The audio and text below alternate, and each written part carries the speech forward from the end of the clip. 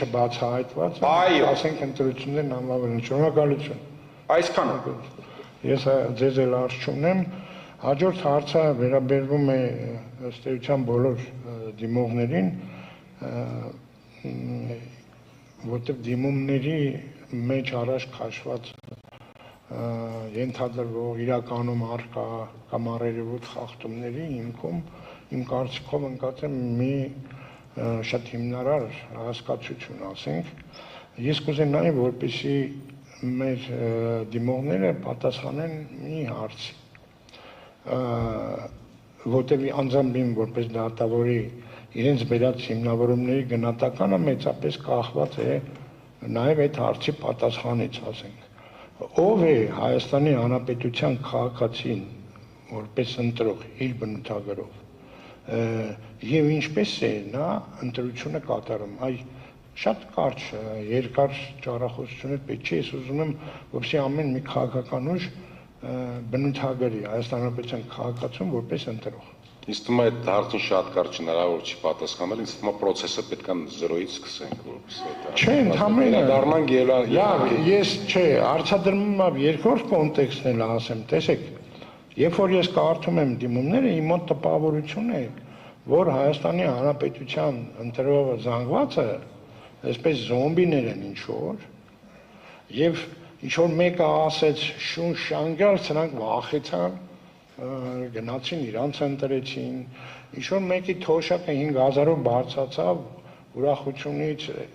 այսքան պարզ չի կյանքը, գիտեք, ես ուզում եի, դուք ինչա մարդկանց լրիվ այսպես ավտոմատի տեղ եք դրել, որը ինչ մատի մի շարժումից պատրաստ են ինչ-որ հրամաններ կատարելու, հնարավոր չի, որ ատելության խոսքը հակառակ ազդեցություն ունենա, օրինակ, հարցադրում եմ անում, երբ որ մարդը այդ թեկնածուից հիասթափվի, չընտրի, ատելության խոսքի արտահայտությունից ելնելով, ինչու եք մենակ գնահատում, որ չէ, այս դաստի պես, որ իրեն ընտրեցին, այս գնահատականը տվեք, ասենք, քաղաքացիություն, այստեղ մենք անտեսում ենք, չէ՞ ոնց որ թե։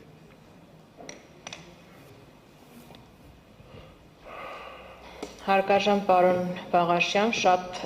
լայնածավալ հարց եք բարձրացնում, խորը անթրոպոլոգիական, այստեղ իրավաբաններով ենք հավաքված, կարծում եմ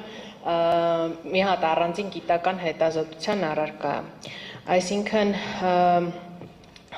կան շատ տարբեր խառնվածքի մարդիկ, տարբեր սոցիալական, կրթական,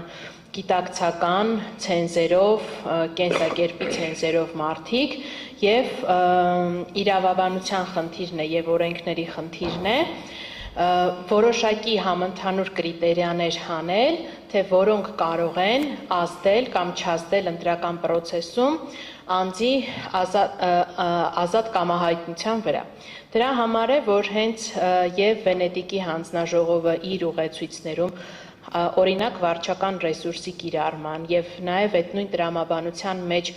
Մարդու իրավունքների եվրոպական դատարանը, մեր օրենսդրությունը ունեն որոշակի օրինակ սահմանափակումներ եւ չափանիշներ, թե ինչն է թույլատրելի, ինչը անթույլատրելի։ Հիմա տեսեք, նույն վարչական ռեսուրսի կամ կաշառքի կիրառման տրամաբանությունը որն է, որ այդ սահմանաչափերը դնում ենք, որպեսզի հնարավորինս զսպենք, ինչի է օրինակ սահմանված 800 միլիոն ծախսի սահմանաչափը, որպեսզի հասկանում են մարդիկ, որ բնականաբար հանրահավաքները ունեն զվարճանքի կոմպոնենտ եւ այլն, եւ որպեսզի այնպիսի տպավորություն չլինի, որ ինչ-որ մեկը կարանա շատ մեծ ծախսեր անի, օրինակ Ջենիֆեր Լոպեսին հրավիրի եւ մարդկանց շատ ուրախացնի, մարդիկ կան, կարող է շատ պոպուլյար մարդ է, ու բնականաբար օրինակ Ջենիֆեր Լոպեսը շատ ավելի մեծ զանգվածներ կհրավիրեր դեպի այդ քաղաքական ուժը, քան եթե օրինակ ինչ-որ մեկը ուրիշ մեկին հրավիրեր կամ չհրավիրեր, չեմ ուզում համեմատություն անել։ Հիմա այս բարակայում, այսինքն որոշակի պոպուլյարության գնահատականներ համարել են, որ կա, եւ ասել են, որ եկեք սահմանափակենք բոլորին տանք, օրինակ 800,000-ի շրջանակներում մարդկանց համոզելու հնարավորություն, որպեսզի մեր առաջարկածը մնա զուտ քաղաքական խոսույթի սահմաններում եւ չդառնա ով ավելի շատ եւ ով ավելի տարբեր մեթոդներով կփորձի կաշառել ընտրողին, որովհետեւ մեկը կարող է իր գրպանից կաշառի իր ունեցածով 1000 դրամով, մեկը կարող է պետական բյուջեի հաշվից շոուներ կազմակերպի եւ այդպես կաշառի։ Բայց էությունը մնում է դրա նույնը, մեկը կարող է սպառնա, դրա համար ասում են մեկը վարչական ռեսուրս մի կիրառեք, երկրորդը կաշառք մի բաժանեք, երրորդը ասում են, որ չգիտեմ, մի ահաբեկեք, ատելության խոսք մի տարածեք, դեզինֆորմացիա մի տարածեք եւ այդ կրիտերիաներն են, որ կա ամեն մեկի լայնորեն կիրառումը կարող է կումուլյատիվ էֆեկտ ունենալ եւ այստեղ ցավոք սրտի բնականաբար ունենք մանավանդ հոգեբանական ազդեցության տեսակետից այս հարցը եթե համարի ինչ որ մի օր սահմանադրական դատարանը որ ենթակա է քննահատման, ապա կարծում եմ որ առավել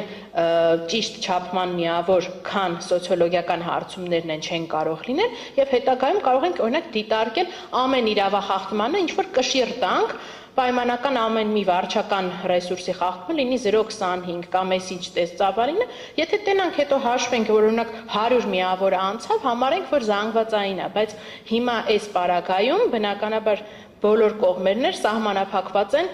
կոնկրետ մաթեմատիկական հաշվարկ ներկայացնելու հնարավորությունից։ Պարոն Վարդանյան, ձեր հարցները խնդրում եմ դուք կազմակերպեք պատասխանները։ Բայց Տիկին Սողանի հարցադրումը մի քիչ ուրեմն տեսեք, այսպես ավելի կոնկրետ ասեմ, ավելի կոնկրետ, ես ասացի ով է Հայաստանապետության քաղաքացին որպես ընտրող, ես այդ հարցի ասես շատ բարդ է եւ այլն անթրոպոլոգիայից խորանանք, նոր կարողանանք պատասխանը տալ, բայց կարծում եմ կարելի է մի հատ ինչ-որ մի բնորոշում ասել, այդ մեկ երկրորդը